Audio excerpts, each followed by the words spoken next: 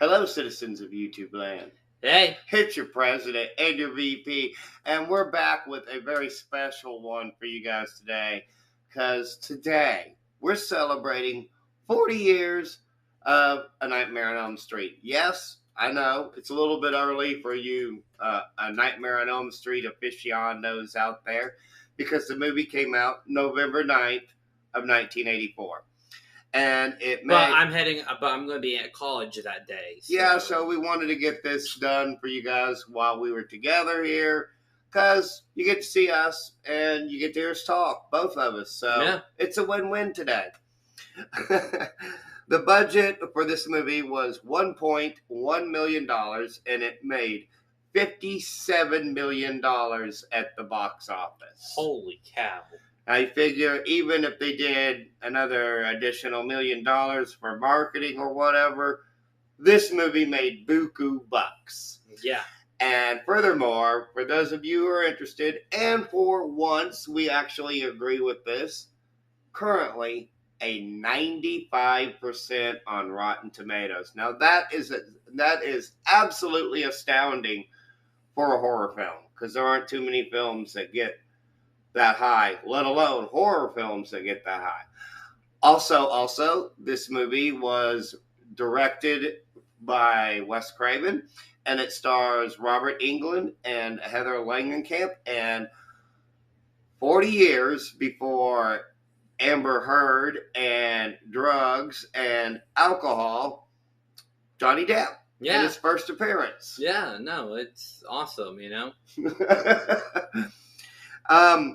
So let's talk about it a little bit. The movie opens up, and we've got Robert Englund, and he is basically in the role of Freddy Krueger, and you see him sharpening this homemade weapon that he has, and he, so they show him doing that, and then it kind of cuts to this character named Tina, and she's in the middle of this nightmare, see?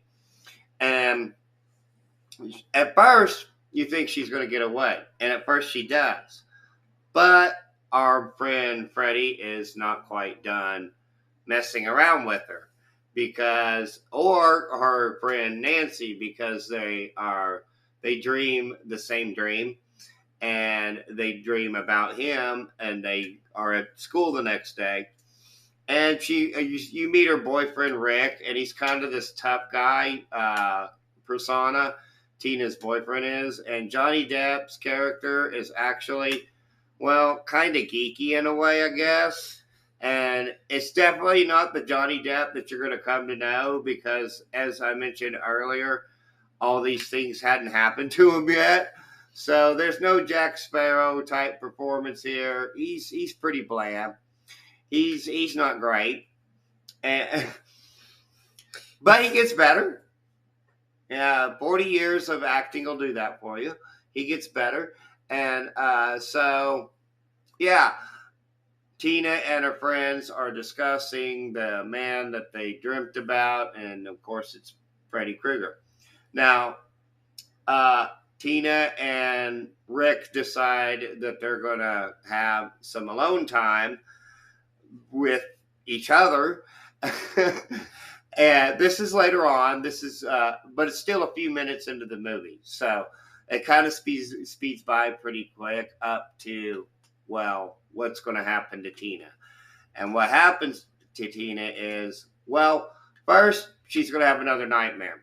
And you're going to get like this weird scene in the nightmare where one of Freddy's arms is longer than the other for some reason. I'm not sure why. I don't know. Maybe Wes was taking some LSD that day and thought of that. Maybe. Wait, are we allowed to say that? I'll just censor it later. Okay.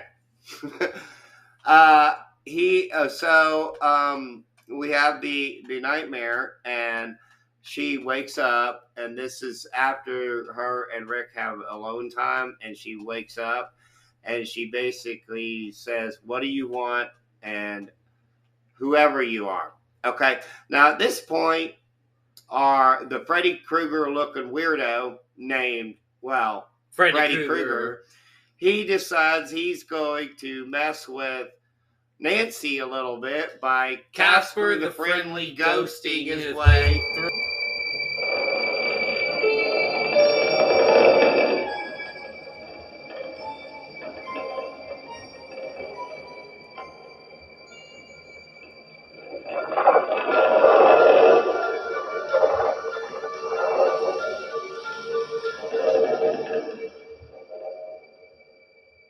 his way through the wall. Yeah. Showed here. Yeah, right here. So, yeah.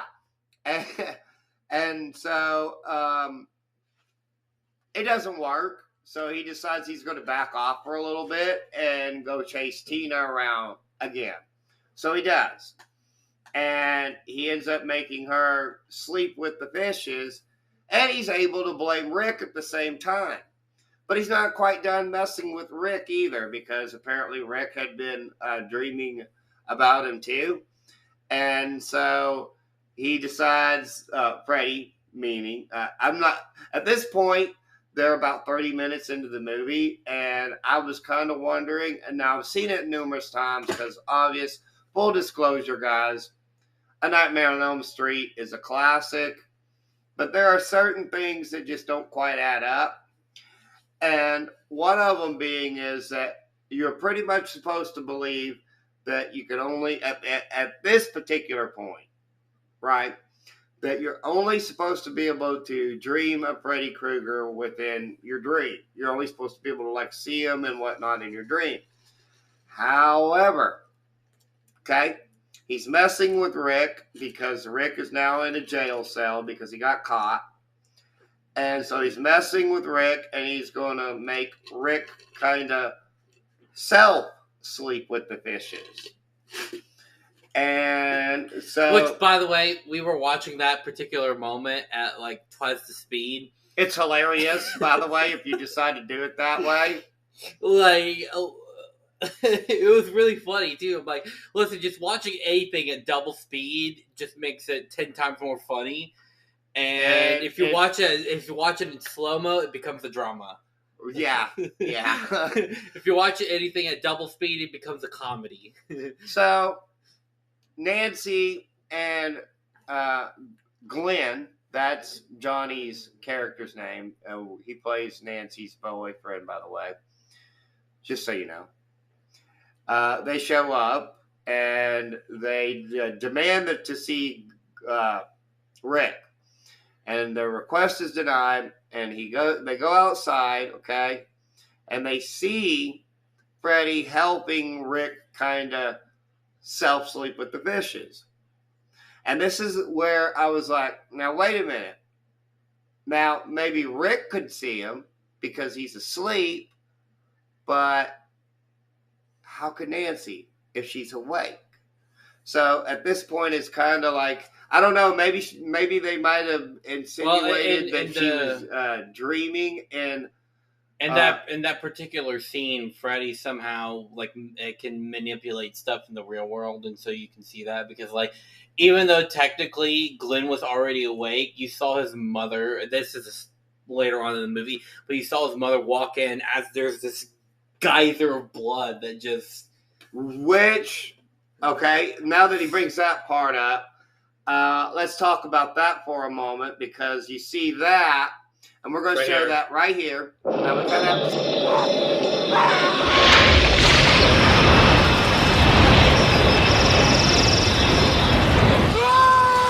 Heavenly God! Now we kind of have to censor the geyser part out, but it's right here.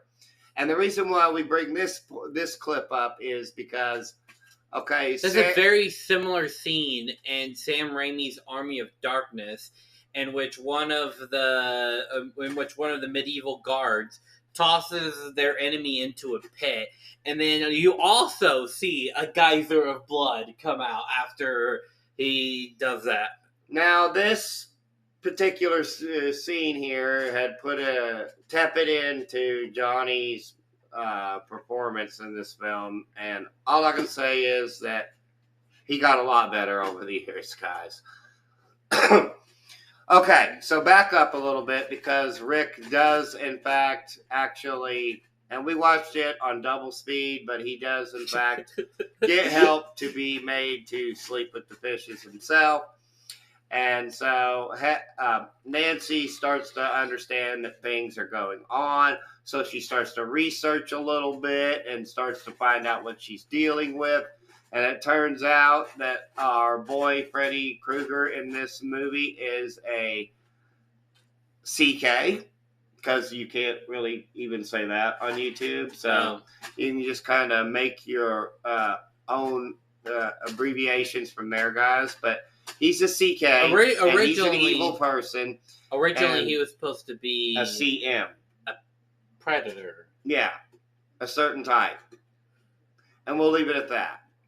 But Wes decided that was too evil, and so then he changed it to where which they Freddy do Krueger explore was a that CK. in the Dreadful remake. And if you guys want us to take a look at that someday, maybe we will.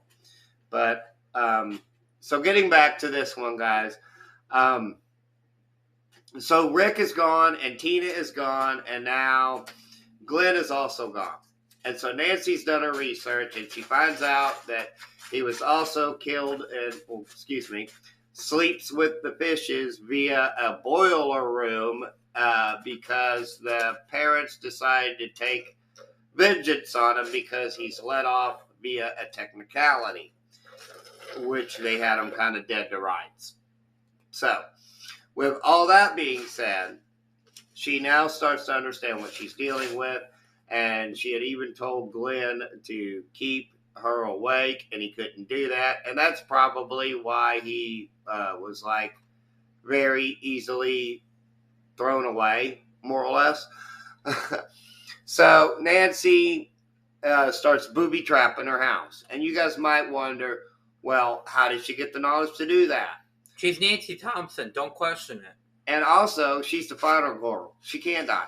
And also, she did read a book. So, Freddy's not done messing around with her, though, because he decides that the best way to, like, freak her out and intimidate her is to use a possessed Gene Simmons tongue to talk to her on the telephone. Show right here. But that doesn't work. She's like, no, screw that. In fact, I don't even believe in you. And Freddy's basically like, you don't believe in me? No. And like disappears.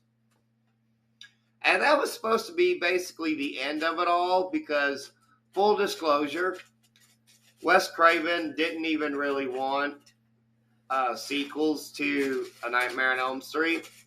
So it's supposed to be basically a one and done. And the implication, guys, if you're actually watching the movie, here's the other thing. We may have joked about it a little bit, but the whole thing is supposed to feel like a nightmare. And that's because, well, it is a nightmare. The whole thing. The whole thing from beginning to end is a nightmare. And then basically Nancy wakes up. Except that's not what New Line wanted. So instead, they gave you this crappy ending with the convertible that Nancy and her friends are riding in suddenly becomes a Freddy car, and she's trapped. And then we get the infamous blow-up doll that is pulled through the glass. Mm-hmm. And that's the end of the movie. So, yeah, it's a bit of a letdown as far as the ending goes that the studio did that. But on the same hand, I guess it was their right because they basically bought the rights. And so, yeah, but what can we say about this one except it's a classic? If you've never seen it before, you're probably living under a rock at this point. Because literally everybody has. And it's an iconic performance by Heather Langenkamp as Nancy Thompson, excuse me.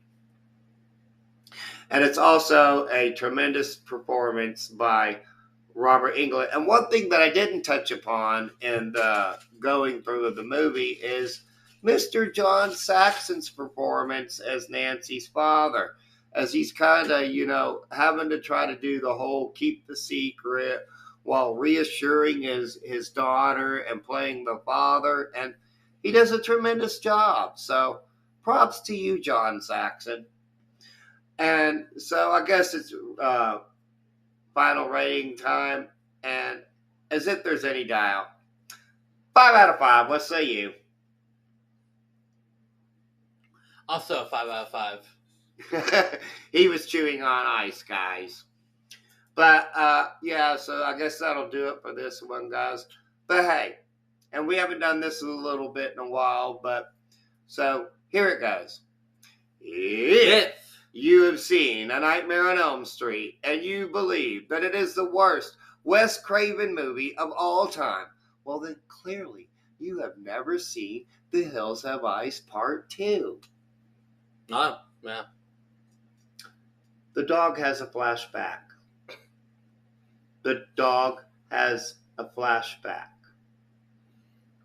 Yeah. That's all I have to say. Oh, also speaking of Evil Dead, Nancy is watching Evil Dead.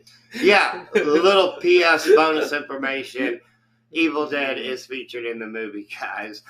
But, so, with that being said, of course, there's only one thing. Well, first of all, we've also got, let's get into what we got coming up for projects in the near future, because we got a bunch of them, guys. We've got a very, very, very, very, very special video coming for you guys on June the 10th. That's our 4-year anniversary video coming at you guys, June 10th. Also, very, very, very, very, very special video at the end of the summer. And Oh, yeah. Yeah. Yeah. So those are the main projects that we got going on. But we've also got Ferris Bueller coming for you guys very soon. That'll be coming up probably next. And then we're going to move into, we got some requests from a family member / subscriber. So we got to get to them. You know who you are if you're watching. First and foremost, today starts Pride Month. Oh, yeah. I guess we will have to... We got something pretty funny for it. That'll probably come out on June 10th. Okay. You know what I mean. Also on June 10th, then we're getting another video. He'll let me know because I'm kind of dry on a blank, but it's fine. So with that being said, guys, there's only one thing left for us to say. And that, of course, is... Peace and love from Danny and Son. Bye.